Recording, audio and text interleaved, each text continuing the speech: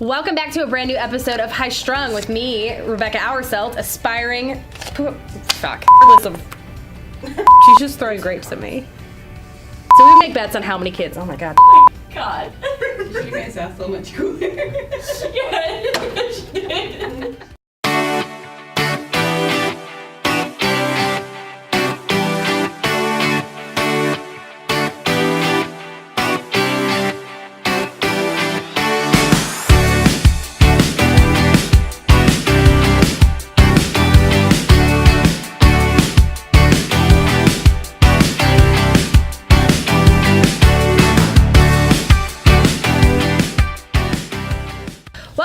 Brand new episode of High Strung with me, aspiring cougar, current wildcat, Rebecca Auerselt. The first card that we have today, written by the other members of the Stone Media Group's staff, dwindling as they are. Halloween candy everywhere when we're trying to be healthy. Who fucking wrote that? You piece of shit, Gwen. This is just as bad as Jen eating crackers in front of me while we're filming. Because now all I'm thinking about is Halloween candy. And like weirdly, I went to a weird place of like poisoned Halloween candy because my parents were so crazy that they just, it's like it's association that every time I think Halloween candy, I automatically assume that it's poisoned and I have to check it, even if I get it from a store. Anyway, Halloween candy is everywhere and it's been everywhere for about 2 weeks now. And it will continue to be everywhere and then be even worse on sale after Halloween, where I just have an aisle of $2 Snickers bars that I can not eat. As soon as I went grocery shopping the other day, and as soon as you walk into the store, and it doesn't matter what store you walk into because all the fucking stores are doing it, it's just they surround you with Halloween candy, and that's why there's an obesity problem in America right now, because strangers are just giving other strangers candy for no reason other than they dressed up cute. And it's bullshit when you're on a diet because it's like walking through the worst funhouse possible, where you're just constantly, it's like a haunted house where you're just constantly bombarded with things that are terrifying to you, which is getting fat or having to throw up all the Halloween candy you ate because you couldn't resist it anymore. I'm not saying I do that, I'm just saying that I might do that. And it's fucking everywhere. And here's the problem, we put Halloween candy out so early that, and my family did this too, and that's why I was fat when I was little, is like you buy Halloween candy on October 1st, and then by October 3rd it's gone, and then you're bombarded with it in the store, so you're consistently buying just more and more Halloween candy, and that's why everybody's bloated by Christmas. It's fucking gross. They have whole aisles dedicated to, like just an aisle of candy. Do you know how much candy you can fit in an aisle? All of it. That seems excessive. When I was a kid, there was like, you got like the variety bag of like Hershey's products. You know, like if you were a shit person, you got like blow pops. And if you were a really shitty person, you didn't give out candy at all. I was the kid when I was little. I was the kid when you go trick-or-treating, and if somebody wasn't home, I lived in a really small town, if somebody wasn't home, they would just sit a bowl of candy out on their front porch, and they would put a sign there, and it would say, "Take one, please." And I was the fucking kid that would only take one. Like, all my friends would take handfuls. And like if you got, because we would go to those houses first because they wanted to, because they know they could take the entire bowl of candy, and we were gross. And I was like, guys, it says only take one. We should probably only take one. And they're like, why are we even friends with you? Why are you here?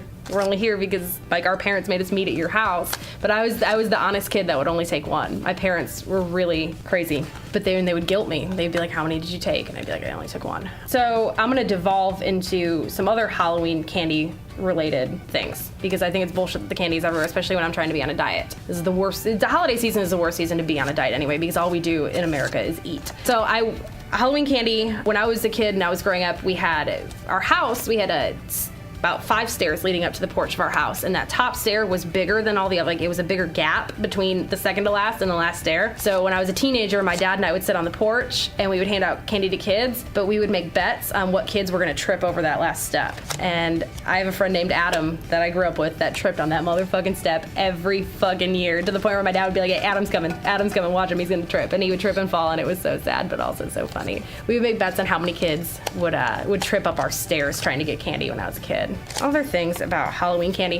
Halloween candy, when you're a kid and they're handing it out, there was this one house, and it was like the creepiest house, but it was just like the biggest house in town, but it was also covered in vines and super creepy.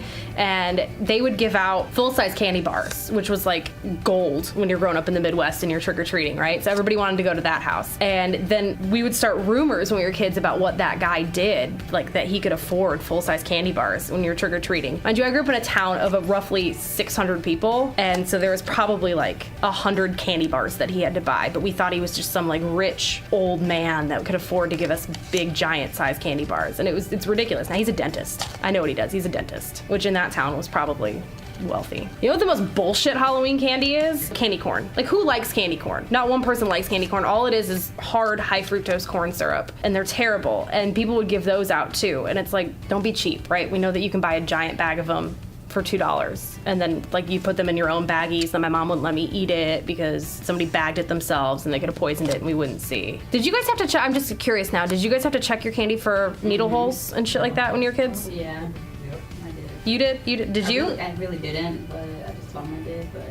Bree, did you check your candy for needle holes when you were kids? My mom used to make us, like, and you'd have to inspect the packaging, right? And see if somebody injected something into the candy. Like you would put all your stuff on the bed or something, you just look at...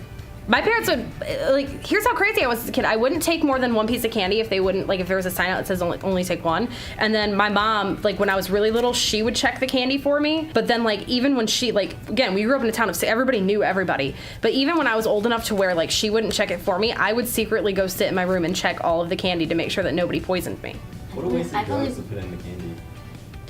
And that's another thing I never understood. Why, like, my mom used to make me obsessively check for needle holes, and, like, to the point where I was such a paranoid fucking hypochondriac kid because, like, my parents were crazy that I was like, I would throw away candy. I'm like, I'm pretty sure that's a needle hole. I'm pretty sure somebody was trying to kill me. Nobody was ever trying to kill anybody, especially me. Like, I would throw candy away because I'd be unsure and I would get upset. But, like, yeah, like, what are you injecting into the Snickers bars that are... Like, and I wouldn't even just check the wrappers. I would then, when I would eat the candy, I would check the outside of the candy bar to make sure that there wasn't anything. Like, I was crazy, dude. Like, if you think I'm crazy now, I was way crazier. I've normaled up a little bit, but I was a hypochondriac because my mom was insane. And, like, what drugs are you in? Like, now I would love a drugged piece of candy. I would love nothing more than somebody to inject drugs into a candy bar, and then I eat that candy bar, and just whatever happens, happens. But what drugs are you injecting into candy bars? Like, what? For some reason, the only thing when I was a kid, I imagined it was, what's the stuff they give you to numb your teeth when you're having dental work done?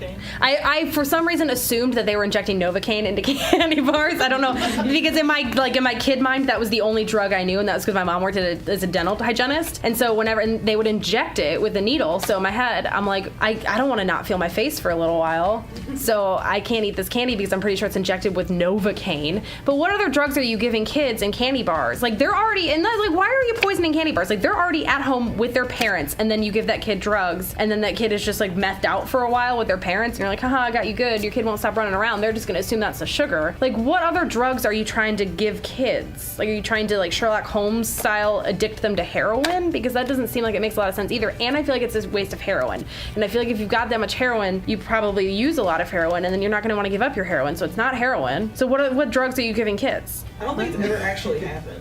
Do you think is injecting candy with drugs and then handing it out to kids, is that just like a big, or like putting razor blades, and my mom would be like, check it for razor blades. Like, I'm pretty sure I'm gonna see a fucking razor blade before I eat my Reese's cup. Like, it's not like they got it in there and it was sneaky. And also, I'm not shoveling it in my mouth without biting it for it was. But that's why I couldn't wear sweatpants, because I was fat as a kid because my parents put zero boundaries on me, which is now why I'm sexually promiscuous but also crazy. Like, you know what my parents would have done? Honestly, I love my parents and they were great parents, and even though I turned out crazy, they're still great parents. But here is what my parents would have done had they thought of the idea, and they are totally capable of this. Is like, what they would have done is like actually put a razor blade in a Reese's cup and then put it in my candy to like test me to see if I was actually checking, and then if I caught it, like, that's great, and they would probably be like, oh, good job, Rebecca, you thwarted somebody's plan. And I'd be like, we should probably tell the police about this, and they'd be like, no, it's probably fine, no, don't worry about it. But like, if I didn't catch it and then I cut my mouth, they'd be like, that's what you get for not checking your candy. There are a lot of bad people in this world. My parents, like, I could see them doing that. As always, thank you for watching a brand new episode of High Strung. If you want to see more of me but don't want to wait till next Thursday for a new video to come out, you can follow me on Instagram at Rebecca Hourselt, RebeccaHourselt, or you can follow our CEO, Brianna Whitehead, Snapchat, as I am a pretty big feature on there, and that is Bree2D2, wait for it, BREE numero 2 DTOO. Once again, thank you, and we will see you next week.